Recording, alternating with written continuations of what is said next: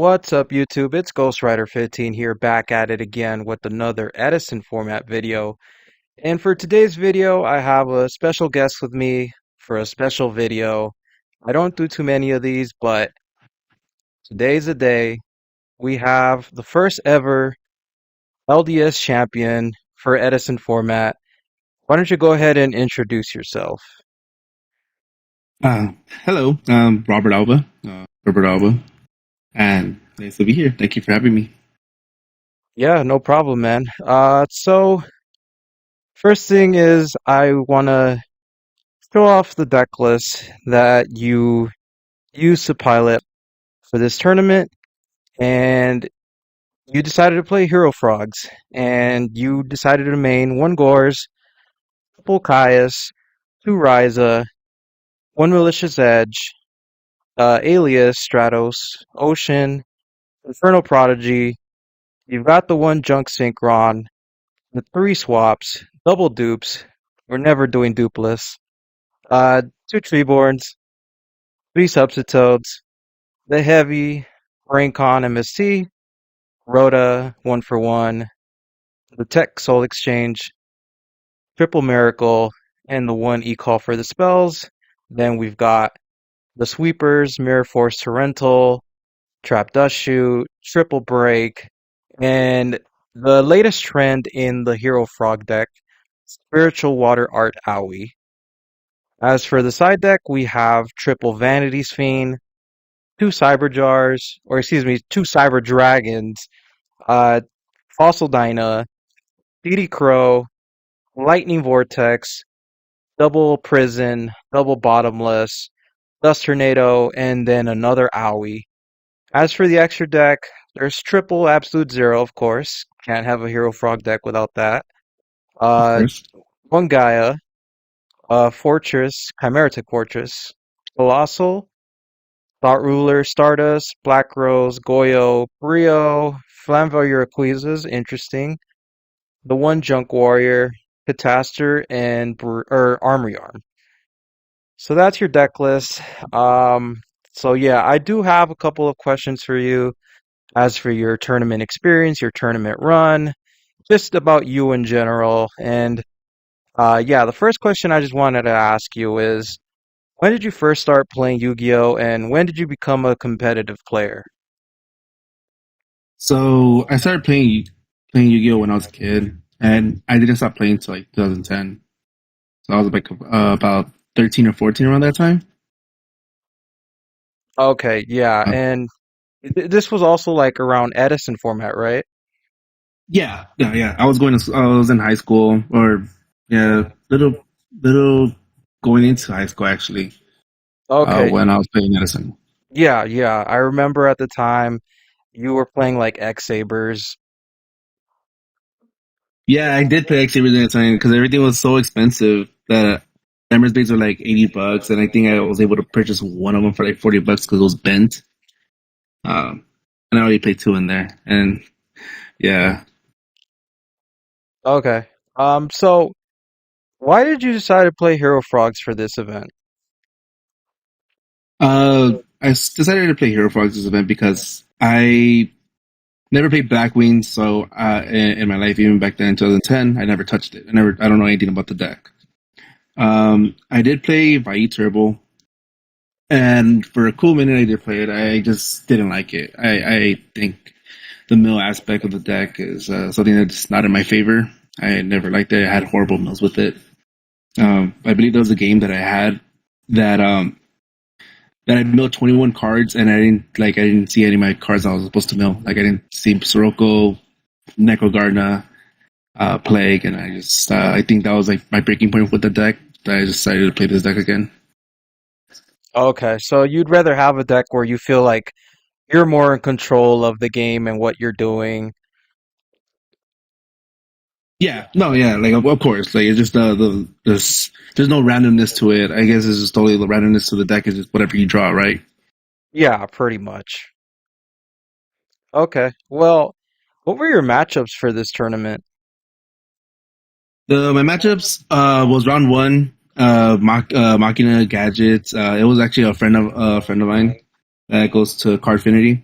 Then round two, I don't really remember. Also in round one, I 2-1 them. It was a very close game too. Round three, I did play Vayu against a Vayu player. He was actually another homie too. He actually goes to Card Infinity. Shout out to him, Marcos.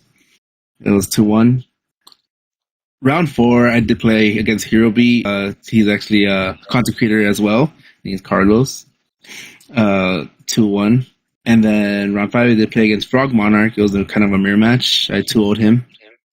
Round six, I played against Machina Control. It was a 1-2. I lost to him. Very close game. Round seven, I played against Machina Hero, another guy who goes to my locals, the homie Edgar. And then round eight, I played against Vai Turbo, which I got 2-0'd by. You want to hear the top 16 to top eight, or? Yeah, if you remember it, yeah. Yeah, I played against Frog Heroes matchup, mirror match. It was 2-1, and then I played against another Frog Hero for top eight 2-1 also. Those were very tough games. Nice. So I'm surprised you didn't play any like combo. You didn't play any like Gigavice, no Forgs, no Dragon Turbo. But I guess it's just not very popular around like the SoCal area, right? Well, actually, I used to play Gigavice. When I got back into Edison, because I took a break from playing Edison around 2023, I believe, to go play One Piece. But when I came back, I played Plants. I was playing Gigavice for a cool minute. Um, I love the deck. I remember from back then. It was played a different way, but it just bricked on me too much. So I just felt that I switched to Amaryllis, and yeah, my Amaryllis just bricked on me too. So yeah, I guess you could say I just jumped from decks to decks. Yeah, that's fair, you know. It takes a while to find the deck that you think is best for you. So yeah, next thing I wanted to ask you is, did you notice any common mistakes, any misplays your opponents were making against your deck? Common mistakes, I no, but I did see a video of my round four opponent that he recorded. He had a Thunder King, which he didn't play. That turn that he didn't play during my following turn, I ended up playing Stratos and a Neat Call that same turn. So if he would have played that, probably would have been stuck, and who knows if the outcome would have been the same or it would have been different. But other than that, I don't think so. Everyone played fairly well, which I can say it was a very tough tournament. You know, which is I guess you could say the SoCal players are pretty good players. Yeah, for sure. Like both of the tournaments, Edison and GOAT were both won by SoCal players, so you know, SoCal too good. Yeah, but I Um, think. Oh, yeah, sorry. go ahead. Go ahead. But I think yeah, I was surprised how fast those events sold out too, because a big turnout like that, so I didn't know what to expect. 'Cause, it was my first event to ever like join for Edison. Okay, yeah, for sure. Like sometimes, it's tough to make a meta call because like there's so many people in SoCal, so you never really know. Yeah, I feel like the meta is a little, even though Edison is like very like solid, it's just a bunch of value back wings and hero frogs. But I feel like when in SoCal, like, there's just a little variety of mixture of different decks, I guess you can say. Yeah, for sure. So, how much playtesting did you actually do for this event? And did you test with anyone in particular? Yes, I did. Shout out to the homie Omar who got Omar Perez who got top 16, and Bono who got top 16. I did play test against Omar for the for the value matchup. I would go over it. We'll go back and forth, and it was just he helped me out a lot. And so did Wilmer. Wilmer, shout out team Yugi Holics. He helped me out a lot when it came to playtesting too, about my misplays or what I should have done. Um, and it honestly, I only played like, with the deck for like a month. Like I paid for a month, and every opportunity that I had to like go to a locals and play test, I would go to it. Even I think the Collector's Cut in Downey, shout out to them. They hosted an Edison tournament just for the occasion before the event. So I decided to go there and I started playtesting with the with Bono, with Wilmer, and they were just helping me out for one last minute tweaks about the deck. Yeah, a lot of great players. I know Bono. He's really good with Gladiator Beast. So that's definitely good practice. Shout out to him. Yeah, and yeah, I consider him one of the best GB players I ever played against. It's just so ridiculous. Yeah, for sure. So what what changes would you make to your deck moving forward, if any? I definitely will take out DD Crow. I didn't see it perform as much as I would want to, and when I did see it, it really just did nothing. I definitely will take it out for a Kaiku, the Ghost Destroyer. It's another out to Faustana, and it kind of it's a floodgate too, and that's what I really like about it. I For think sure, that's for pretty. sure. But other than that, I don't think I'll change anything else in the deck. I might maybe in for fun, I will try the Sphere of Chaos build. It just looks pretty fun, and there's different lines, you know. Yeah. Um, so what was your easiest round and your hardest round for this tournament? I wouldn't say I had the easiest matchup. Uh, a lot of them were hard in their own way, and I was forced to think in different ways than I normally would. But for the hardest round, not counting the rounds that I lost in Swiss, because I played Andrew Pham. Shout out to him. He got top 16 also. Um, he uh, that game was very close, and I lost to it like because of my misplay.